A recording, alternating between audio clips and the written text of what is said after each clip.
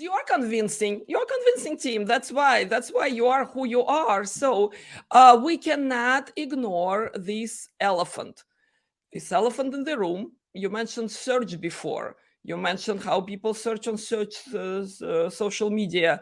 We hear pretty soon our search will be so much enhanced by the big animal in that room called the chat GPT and everything else that's coming after. Okay, this is just the beginning. So tell me how you feel these days, because I'm intrigued and I'm excited.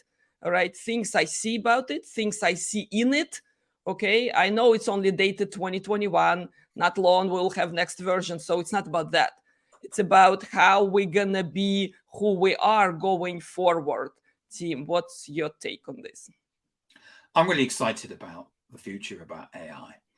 I think we're going to look back when we talk again in 5 years' time. We'll look back on this and we'll laugh. Just as much as we will laugh. When we've got these amazing computers. I don't know why we call them phones, because I don't ring anybody anymore. But I had a BlackBerry, which I thought was just amazing, and it's kind of like you had a BlackBerry. And it was at the time. And I had one of those little Nokias where I used to play Snake and stuff like that. And I thought that was just brilliant, the way that you no longer had a call. A telephone was something in our house, which was you had a call, and it was, and my parents used to say it was expensive to use it, so we never rang anybody. And that's what's going to happen with AI, is that things are going to change. At the moment, ChatGPT is pretty. It's powerful, but all it's doing is it's a word predictor. So people that don't know, there's two elements. There's the ChatGPT, and then there's basically something on top which checks to see that the answer is okay. So, for example, I don't know if people remember, there was a AI that Microsoft put out, which was on Twitter, and they shut it down after it said things like Adolf Hitler was a nice person. So what we have is the ChatGPT, the AI, which all it's doing is trying to predict the next word. Now, it has access to all of the data that humans have ever written, but you can imagine, humans have written all kinds of things. Adolf Hitler wrote a book, and so it has access to all kinds of things. And on top of that, you've got this filter to make sure that it says the right thing. And there's people having fun at the moment saying, because you can't. If you say, give me 5 ways to commit suicide, it will say, I can't do that. And that's the filter being basically being applied to it. But in the future, we're going to have our own AIs. We're going to have AI in our phone. And just as much as I was talking to someone the other day, and they, like us, we've got Alexa in the kitchen. And, we were having a conversation, and there may be like a conversation about the Rolling Stones. And you go, well, how old is Mick Jagger? I don't know. We go, Alexa, how old's Mick Jagger? And it's come part of the, and you want that information instantaneously, because it's kind of part of the conversation. And that's what AI is going to better enable us to do, is it's going to become part of our lives, and really it's about embracing it, and it's going to have a massive impact, just as much as IT did. If you think about, so I am old enough. When I first went into my first sales job, we had a typing pool. Now, the company was a little bit behind the times in terms of its embracing of technology, but it had a typing pool. I wrote letters on a pad of paper, and I sent them off. And clearly, when in the next job I had, which is where we were actually given 386 laptops, 25% of the sales force basically said, I don't do my own typing. That's not what we do. I sit in front of customers. And they left. And the companies that they basically went and joined no longer exist.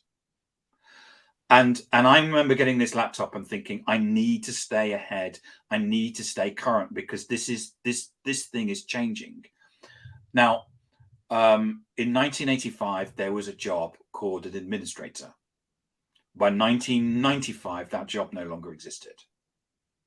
And there will be situations where that will happen. But there again, I joined the IT industry, and the IT industry has created so just think of the jobs that it's created: PCs, mainframes, Unix. You know, we can reel off the buzzwords. It employs, I don't know what 20% of the world. You know, I don't know. It's a massive part of the population, and AI is going to be the same. We just need to know and embrace it. What we have now is fairly embryonic, and it will just get better and better. But it's going to have a massive impact. It will. It will. Again, no argument here, team. Speaking of industry disruption, when I started my career, the job that I was taking, okay, I did not know existed 10 years before, and it didn't. All right. And being Oracle developer, and then other vendors, and then going broad and going, into professions in a way that it carried my career forward. You know, this is an example. All right. How about other AI now? AI prompter. That will be the role. Okay. You will have to combine human empathy, right, with soft skills, with understanding the technology, with understanding where technology is going. We're already seeing jobs that where they're asking for. So for people that are watching, they probably ChatGPT, part of the skill is asking it the right question, because at the end of the day, it's just a dumb computer, just as much as Word or whatever it is. And we're already seeing jobs which are to do that. You know, I talk about Chris Fleming, you know, who runs a drones company, and you know, drones are relatively new. They have a piece of software. They, as well as being drones, they create software. So in effect, what you can do is you put the drone up around the oil rig, and it comes back and builds a digital twin of that oil rig, so you can see what needs maintenance, what the distance is, and stuff like that. And while, wow, that's great, it actually, you know, that's current and present. So, you know, we're going to see massive changes with AI, but it's you know, we're a long way away from sentience, where they actually thinks like a human being, because we're so complex. You know, sarcasm, jokes, humor. AI is a long way away from actually understanding those things.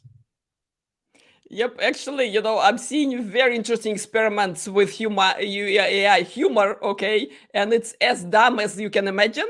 And at the same time, it does rely on some of our insecurities as well. So this is like another form of art that I'm sure will be developing. Yeah. And I think that, you know, there was a thing recently where the rapper Drake had a song, but there again, the AI couldn't do Nick Cave. So there you have two different people. And what someone said to me was, well, yeah, Drake's songs are very predictable, whereas Nick Cave basically is like, you know, I don't know where he gets his inspiration from, but he's very different from the songs that Drake creates. So yes, I think that AI will become, you know, AI will become a brush just as much as in art. And it will become part of the creation process. But I've just seen a piece of research about what jobs will go, and anything where there's a gig economy, anything that where you know, it can be automated, it will be automated. But there again, that means what that does is it moves humans up the supply chain. You know, if you're having to think, or you're having to create something, then you're going to have a job, and that you're going to be required.